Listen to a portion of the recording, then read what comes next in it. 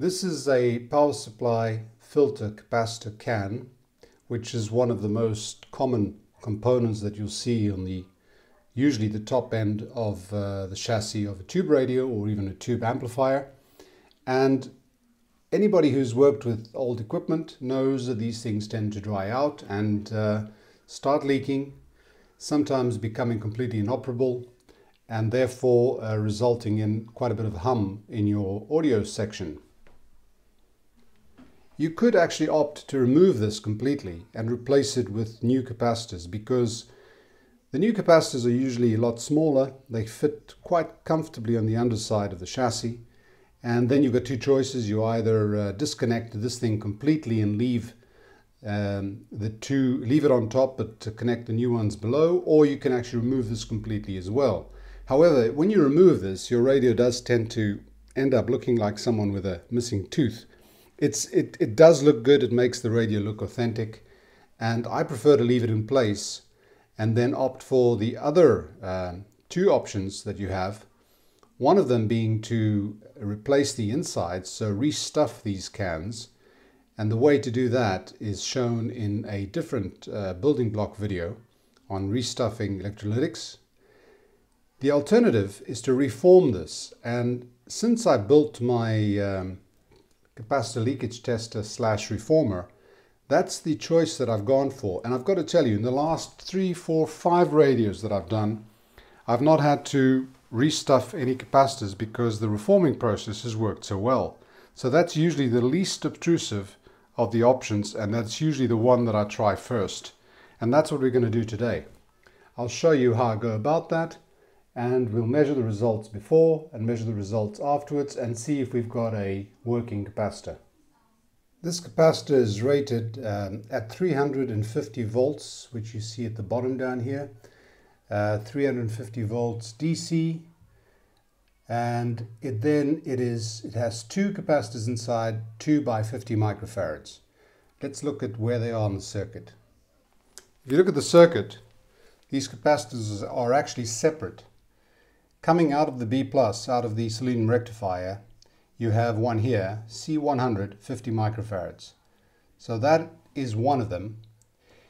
Then the B+ goes through there, and it comes out of here through a 1.5K resistor, and you get a slightly lower voltage here, which needs filtering, and that is filtered by this capacitor here. That is another 50 microfarad capacitor. Now, although these two capacitors are separate in the schematic, they are the two caps that are within that filter can. What you see that they have in common is that they have a common ground. One of them goes to ground here, and the other one goes to ground there. So these 2 points are common, and then you have that point there as separate. So what we should see in that filter can when we look underneath is a ground connection and 2 connector points to those caps. Now what we need to do to test them and restuff them is actually disconnect this. So disconnect these 2 points here, isolate that point, and do exactly the same here. Disconnect that, and isolate that point. So we've got the capacitors independent, really, sitting by themselves, not touching anything except connected to the common ground, which is fine for our purposes. And this is the underside of that filter capacitor can. What we have here is 2 connectors coming out of the center, the ground lugs coming off the casing of the actual filter can connected to the chassis, and there's a ground wire connected to that as well, which you can see going off there. So what I need to do is leave the ground in place, and I need to disconnect these 2 wires here. There's a gold and a red on here, and then there are 3 reds on the second one. So very carefully I'm going to desolder that. Make sure I remember where they go so you don't mix them up, and then leave this capacitor isolated so we can test it. So here we have the connections desoldered, and now what I'm going to do first is short the capacitors to ground. They haven't been switched on, but just to make sure there's no charge, I've connected this to the chassis, and I'm just going to touch it for a second, make sure there's no charge, no voltage stored in there. it won't come and blow my equipment. Right, so next we're going to test their values, their ESR, and then their leakage.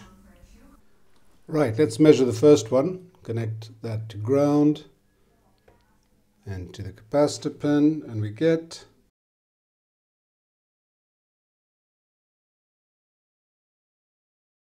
call it 61 microfarads. Second one,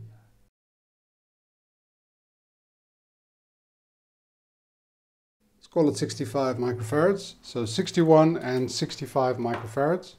Now let's measure the ESR. I've got the negative of the lead connected to the ground lug. Let's put it on the first one. 0.5 ohms, very good. The second one,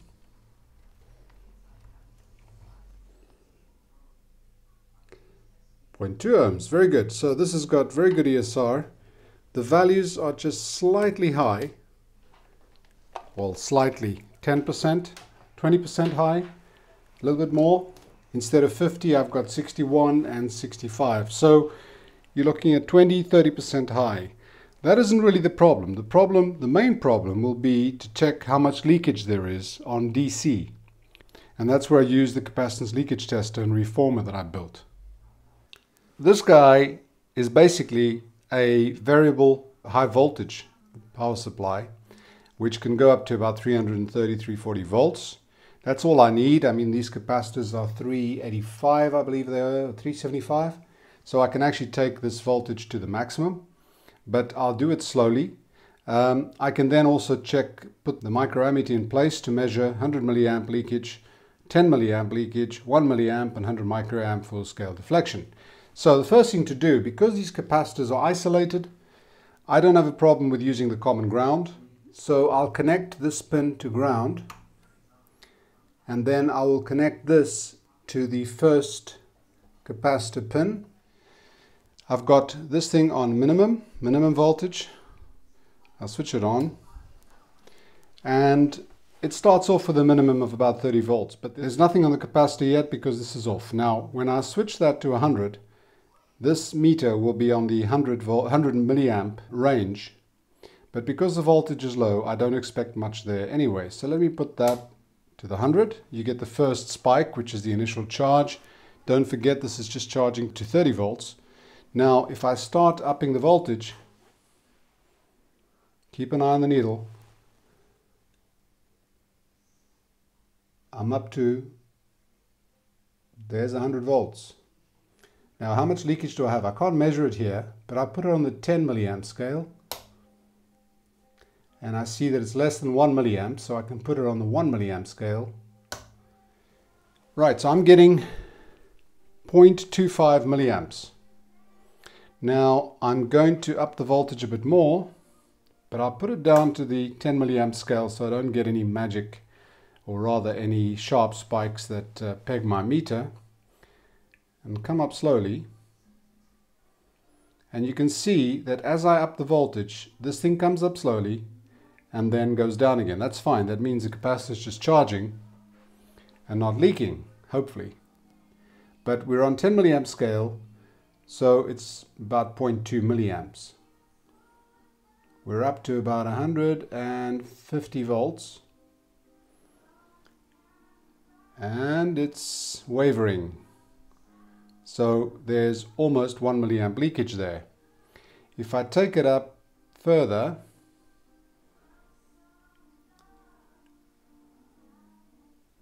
there's about 2 milliamp leakage at 180, 190 volts. So I know this thing's leaking, which is normal. These capacitors dry out over time. So this is creating, rebuilding the aluminum oxide layer and basically reducing the chance or the capacity to leak. So what I do with this is I'm leaving it here, and I'm just, every now and then, I will come in here and up the voltage a little bit till I leave it at about 2 milliamp leakage. I don't want it to go too high because I don't want to overheat it, but I can do it for a little while. Look, if I really up this now, there's 5 milliamps of leakage. Now if I leave that there for too long, I might overheat it. So I'll bring the voltage down to there and come back later when this thing is down to about 1 milliamp of leakage. I will increase the voltage again to 2, and so on and so forth. So I'll keep an approximate record of the time that this is going to take, so that you get an idea of how long it takes to actually reform these things. If they reform, this one probably will, because I can see the leakage current is dropping slightly as we go along. So let's leave this here for a while. So this has been about 30 minutes and my leakage is down to just above 1 milliamp. So I'm going to increase the voltage again slightly.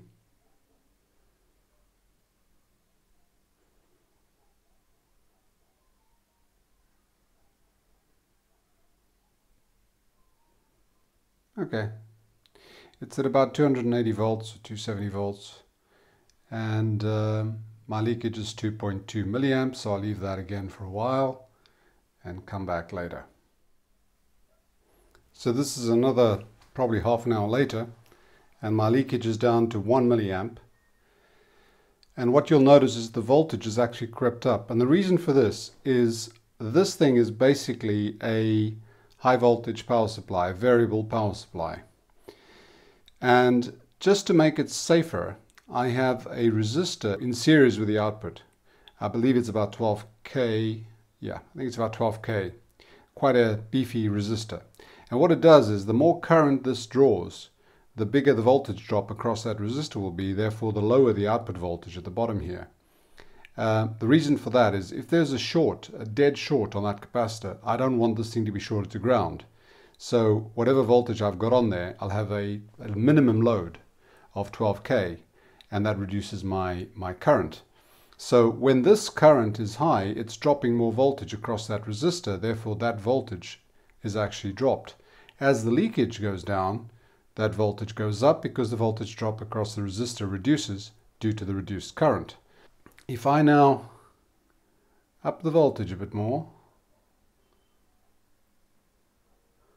okay, I've got the voltage to maximum, which I know at zero load current is about 330 volts. So I've left it at maximum and I'm at a leakage of 2 milliamps. So this is the last adjustment to the voltage that I will do. From now on, I'll just keep an eye on the leakage and get it down to an acceptable level, which for this size capacitor will be about 0.7 milliamps. And that is according to a chart that I found on a Sencor capacitor restorer tester service manual, which tells you what the normal or acceptable leakages are for various capacitor values at various voltage ratings. So here we are, we're at 2 milliamps, just under 2 milliamp leakage, maximum voltage potential on this little reformer or tester, and now I just leave it. This final stage takes quite a while because you've got to get it down to, let's call it 0.5 milliamp, and it does take quite a long time. So we'll be back. It's now been a couple of hours later, and I notice the leakage is below 1 milliamp. So let's put this on the 1 milliamp range. We are at just under, or 700 microamps. Now, according to the chart that I have on the Sencor LC53 capacitor tester, the value they give here for a 50 microfarad capacitor, 350 volts. Actually, they don't give you 350, they give you 300 and 400. On 300 volts, it's about 750 microamps. 730 microamps, and 400 volts, it's 850 microamps. So according to that document, this thing's already within range. It's halfway between 300 and 400, so halfway between 730 and 850. You're talking close to 800, just 780 microamps. I like to let this go down a bit more to below 500. So, you know, this was a couple of hours. I'm going to leave it for another hour or so and see if this doesn't come below 500 microamps. Now, I don't like leaving this on the 1 milliamp scale while I walk away, so I'll put it back onto the 10. In fact, probably a good idea just to put it onto the 100 microamp scale. It doesn't affect the voltage applied at all. It just affects the range you're reading. And when you come back and read it, you move it to the scale you want to. So let's leave that for a little while longer. All right, so this has been another hour or two, and let's see where we are. Put it on 1 milliamp. Well, it looks like it's stabilized at about just under 700 microamps. It's jumping around a bit. I think this is about as good as it's going to get for now. So what I'm going to do now is power this down. That goes to 100 or 10, 100 and off. When I put it off, a capacitor gets shunted across the capacitor to discharge it, so it's safe to touch afterwards. And then what you do is you reduce the voltage down to minimum. And what we're going to do next is do the same for the second capacitor. So I'll remove the positive lead from that capacitor.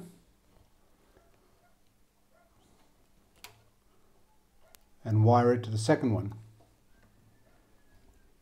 You've got to be very sure about that connection, because if that flies around and you've got 300 volts on it and it touches somewhere else, you may cause quite a bit of damage. All right, so let's put it on.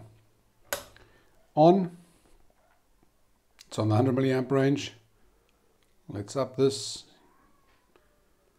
Let's see where we are. The other one, oh dear, this is leaking quite a bit more.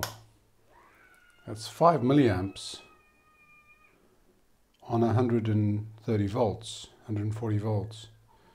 So we'll drop that a little bit. Leave it on 2 milliamps for a while. And go away, come back, increase the voltage, etc., etc., etc., till we get the second one down. And when this one is done, I will test the two again, just to see what happens when it powers up. All right. This second capacitor has taken a lot longer than the first one. This one was actually left overnight. So let's put it on 1 milliamp range. We're on 650 microamps, so it's within the limits that I'm trying to achieve. What I'll do now is I will switch it off, take the voltage down to its lowest, let it discharge for a little while, and we'll start it again and see where we are. That should have discharged. Put it up to full voltage. You see the current goes up and then starts dropping. That's the 10 milliamp range. That's the 1 milliamp range. And if we leave it for about 5 minutes, we should get it down to the 600 microamps. Okay, that's the second capacitor. Let's go back and check what's happened to the first one. So we'll off that, reduce the voltage. That should have discharged. I'll now change the connection to the first cap. We have it connected to the first cap. Let's put it on. Up the voltage to max. 10 milliamp range. The idea usually is you read the leakage after 5 minutes. So this is still above 1 milliamp. If we leave it for 5 minutes, we should get it down to where we were yesterday. So I will pause now, come back 5 minutes time.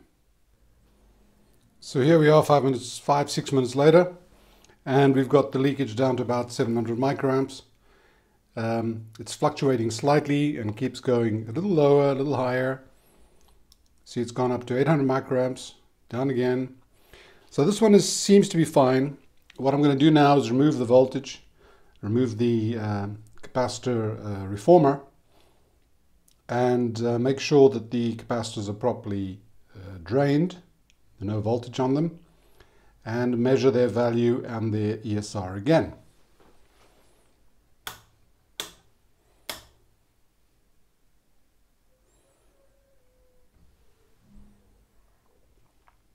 So we'll measure the capacitance now.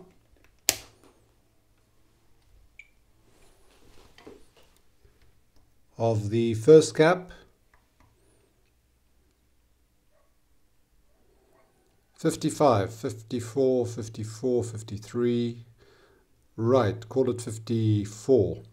So that's come down from the 61 we measured before we did the reforming. Let's measure the second one. This one said 65. It's now at 56, 55. Right, so it's come down a bit. That's also expected because obviously the leakage current was probably resulting in a increased capacitance reading. Let's look at the ESR. So here's the first one, 0.3, 0.4. That's perfectly all right. Let me change it to the second one.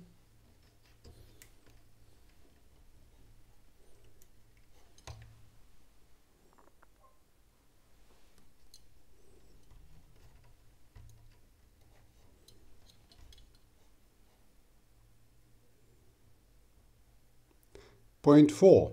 Perfect. So what do we have here? We've got these two caps inside that can, seemingly at acceptable capacitance values, and the ESR is down to where we want it to be, very low. So it looks like we've actually reformed both of those capacitors. Now the proof will be when we finally test it to see if we get any hum. I'm confident that we've actually resolved the issue with the leaking caps, but we'll always keep our minds open that we may have to ultimately swap them out. But at least this is the easiest way to do this. So these two caps are done. No taking out the can, no opening the can, no stuffing capacitors inside or on the bottom side, so nothing unsightly. The radio remains original, and that's it. That's how I do the reforming of these electrolytic caps. And as I said before, since I've started doing this, I haven't replaced one can in the radios I've done recently, probably half a dozen or so, where they've actually reformed satisfactorily. And I hope to continue this way because it makes the job a hell of a lot easier, less messy, and it stays more original. Hope that's helpful. Thanks. Bye.